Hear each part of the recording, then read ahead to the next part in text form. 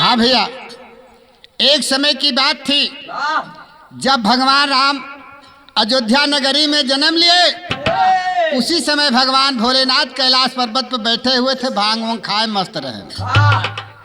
भोलेनाथ की नजर पड़ी भगवान राम के ऊपर। कहें भोलेनाथ कि राम जब धरती लोक में पहुंच गए तो हम कैलाश पर्वत पर काहे बैठा रहे। गिरजा कहन है गिरजा है, अब कैलाश छोड़ के हम हो जाते धरती लोक पे। कहाँ जावा, कहाँ अयोध्या नगरी में राम से भेंट करे। भोलेनाथ अपन रूप भेष बदल के जाते हैं। मास्टर साहब चौलर के लाइन में आ जा।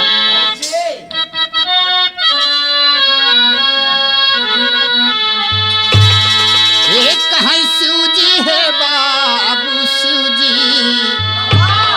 कहाँ शिव जी भ्रमण करता नरतन में औले तलहारिया हो दुअरिया राजा दशरथ के गाए।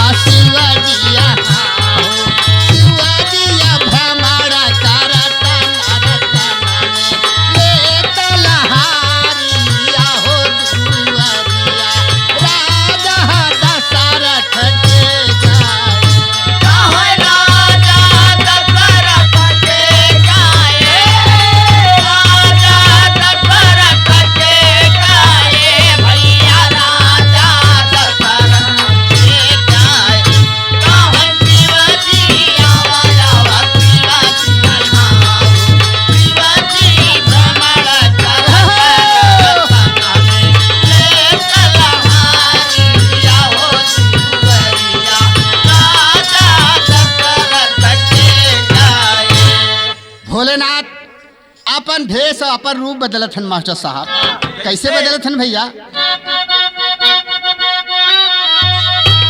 कहे बालक रूप धरे अभिनाशी और खेलत छीराया सिंध के वासी। कहे खेलत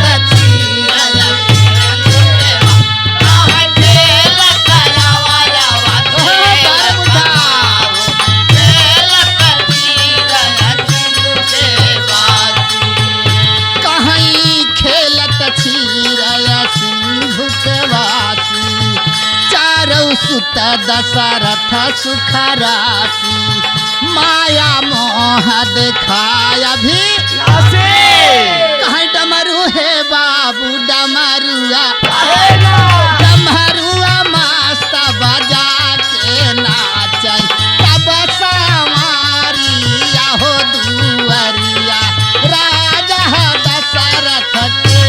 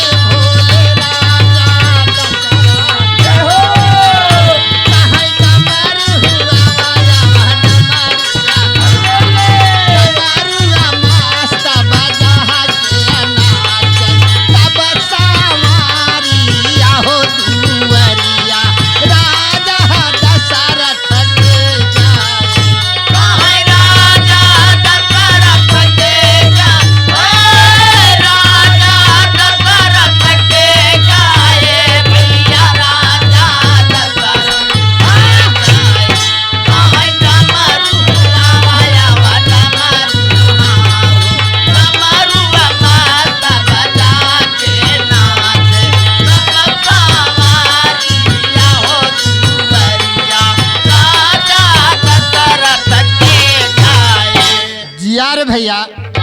लेकिन अगले लाइन में भगवान भोलेनाथ एक मदारी के भेलस बने, हाथ में डमरू लिए छोटा सा बालक बन के अयोध्या नगरी में पहुंच के लागे डमरू बजाए के नाचे। लेकिन भगवान राम नान के रहे, अंगनैया में खेलत रहे। भगवान राम के नजर भोलेनाथ के ऊपर पड़ी है। भगवान राम कहें भोलेनाथ अपन रूप भेष बदल के आए हैं कि हमें क्यों पहचान ना पाए, लेकिन हम तो पहचानत है भगवान भोलेनाथ हुए। चल के इनका डमरू मांगे के बाद राम अपने पिता राजा दशरथ से कहत हैं, जाए के कहत हैं, का मास्टर साहब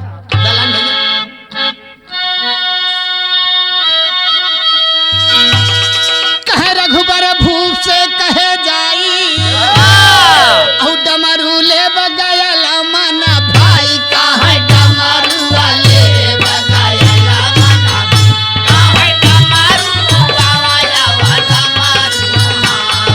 डमरू वाले बगयल मन भाई कहीं डमरू है बाबू डमरू ना हो डमरू ले बगयल मन भाई चल के हम के देव दिलाई भोले हे बाबू भोले भोले कहाँ की देव न लागे नहीं होशियारी हो दुवरिया राजा दशरथ के गाए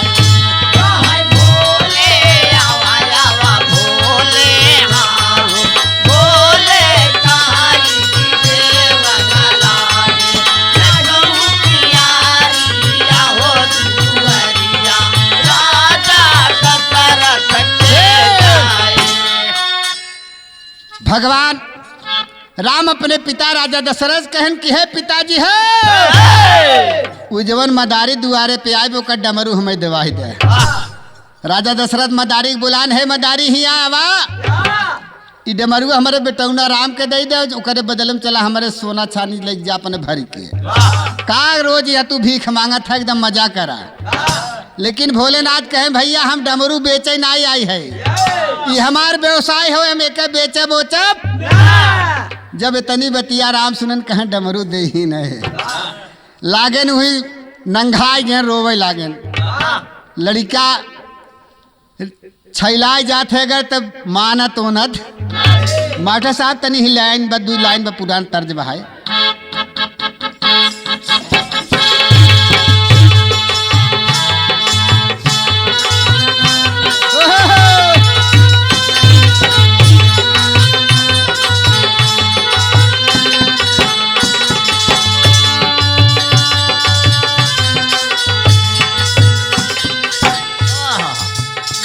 तर्ज के बोलबा कहे पान खाला मुन्नी खयर नाही बातनी बोल बतियाला बयर नहीं बा 3:30 बजे 3 बजे मुन्नी जरूर मिलना 3:30 बजे 3:30 बजे मुन्नी जरूर मिलना 3:30 बजे। ये तो ओरिजिनल रहल, लेकिन इसी भाव में जब भगवान राम रोवे लागे तो राजा दशरथ जी मदारी से कहा थे का कहा थे माटा सा छैलाई गवा छैलाई गवा लड़का मनावा तो हई छैलाई गा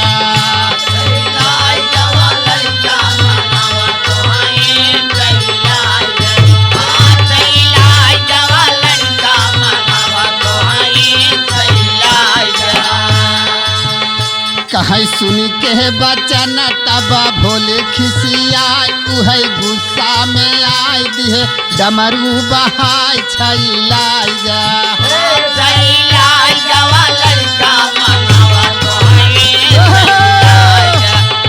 छैलाई जवा लड़का मनावा तो है छैलाई। जब इतनी बतिया राजा दशरथ मदारी भोलेनाथ से कहें कि लड़का छैलाई गए मनावा तो है, जब इतनी बतिया भोलेनाथ सुनन कहने हमसे मजाक करत हम वही डमरू भगवान भोलेनाथ फेंक दिए कहाँ ले उठाई ले। उसी समय लिए नारद भगवान हाथ में बीड़ा नारायण नारायण करत अयोध्या नगरी में पहुंच गए।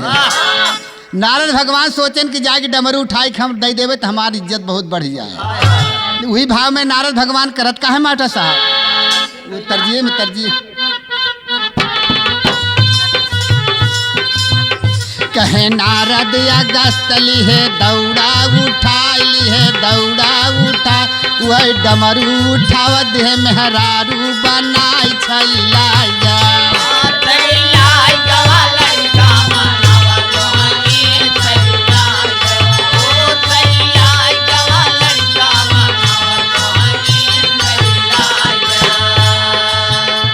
नारद भगवान सोचे डमरू उठाए कि हम राम के दे चुप हो जाए।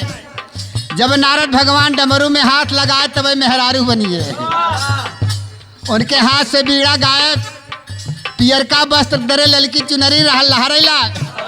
नारद भगवान अपन ऊपर नीचे टोवे लागे कहन कहो अयोध्या नगरी में कोनो बात बका, लेकिन मास्टर साहब तनी चौलर में आ जा। उसी समय विश्वामित्र जी गुरु वशिष्ठ जी सब महान भाव बैठे थे। वो समय सोचन डमरू उठाए के हम दे दे, लेकिन होत का मास्टर साहब नाम हो जाए हो। कहे विश्वामित्र जी गौर बढ़ाए और गुरु वशिष्ठ समझी ना पाए काहे गुरु वशिष्ठ समझी ना पाए, गुरु वशिष्ठ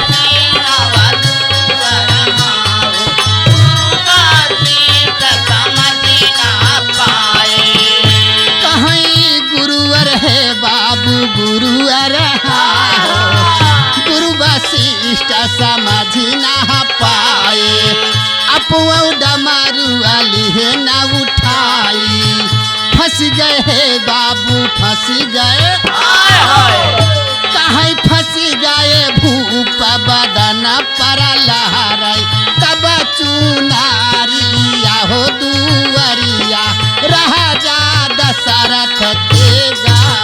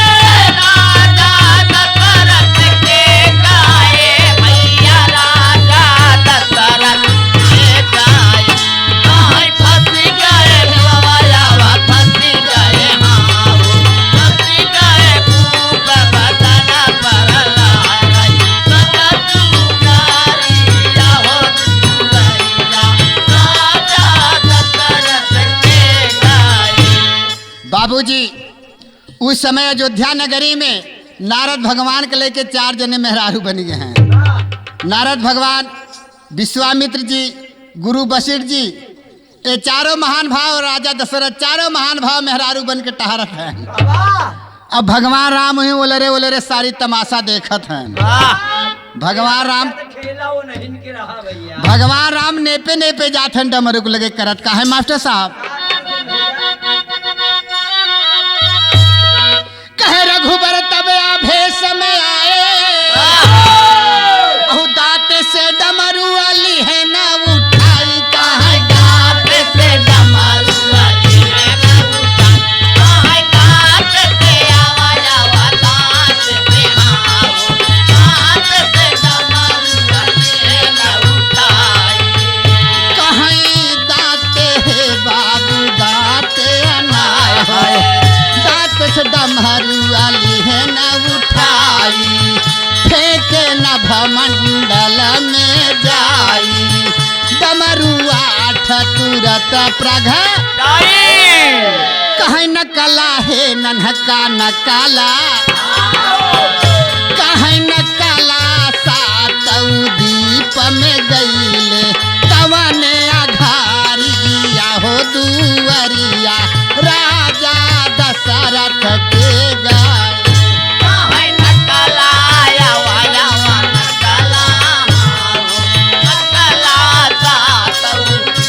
जिया चाहो भैया जिया रे लाल।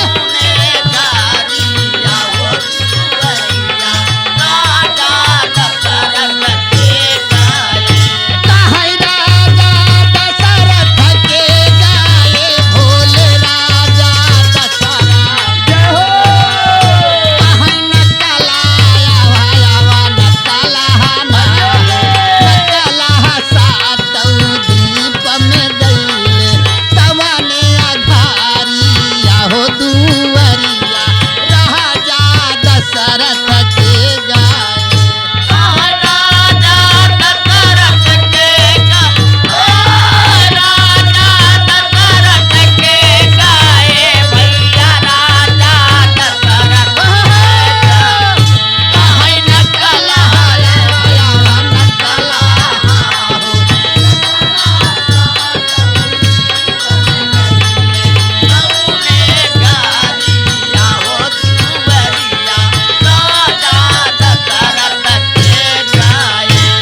भगवान राम डमरू हाथे से ना छुए, दांते से पकड़ के जवन डोरी डमरू बाजत है दांते से पकड़ फेंके न मंडल में डमरू गया बा। लेकिन असिलका लई के 8 डमरू पैदा भय है। जवन नकला रहे वो 7 द्वीप में चला गया, जो नसिलका डमरू बचा करत का मास्टर साहब। कहे असिला गिरा जमी पर आई और रपट लिया शिव को खिसियाई काहे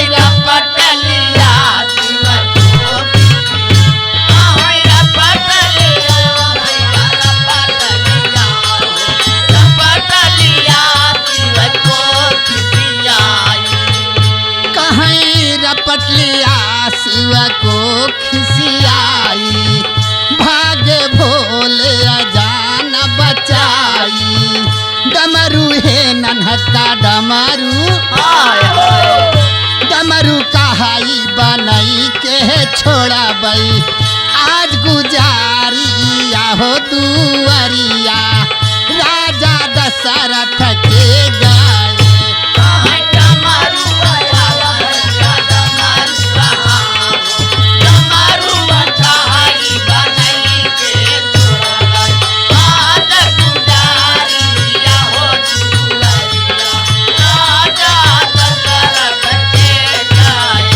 कहीं राजा दशरथ के गाए भोले राजा दशरथ। अरे डमरुआ है बाबू डमरुआ कहाई बनई के छोड़ा बई आज गुजारिया हो दुवरिया राजा दशरथ के गाए।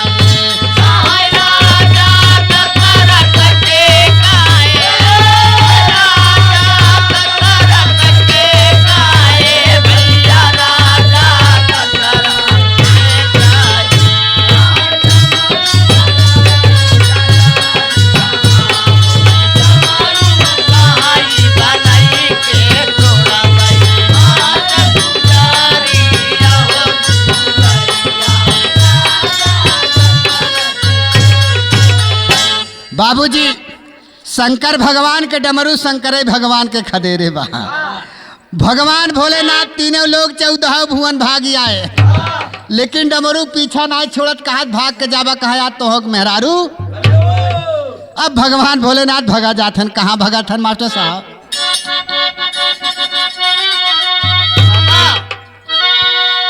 कहे तीनों लोग भगे शिवदानी औ कतहूँ जान बचाना ज्ञानी कहाँ कतहूँ जान बचाना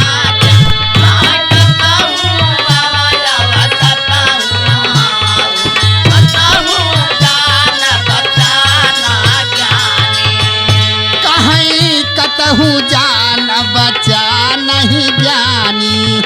डमरू है नन्हका डमरुआ, डमरुआ लखी के का पैलागे।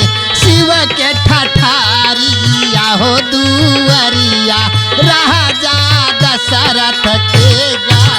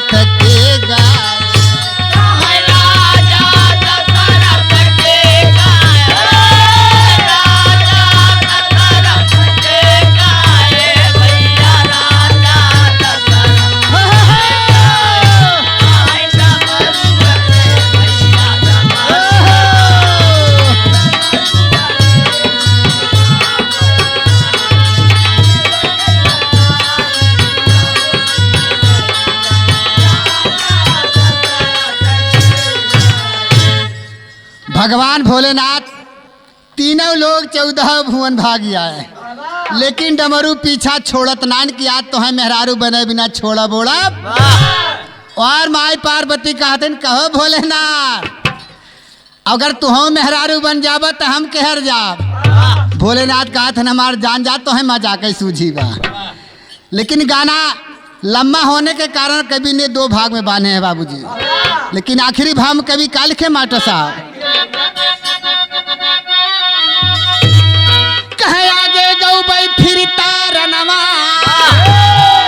औधई के सारद के चारनवा। कहे धई के सारद के चारण, कहे धई के आवा आवा धई के हारो, धई के सारद के चारणवा। कहीं धई के सारद के चारनवा, बैठे सुनिए चतुर सुजनवा। लहरे है नन्हका लहरे, लहरे या राम सजीवन कवि के। कविता क्यारिया हो दुवरिया, राजा दशरथ के गाय।